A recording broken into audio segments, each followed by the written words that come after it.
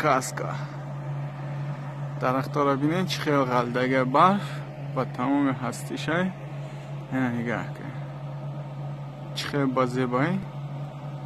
یک نیم باره که برف زده سه مثال خیلی سخت وزنی عذاب شدگی درخت‌ها را نگاه کنید چه خیلی فسونکه.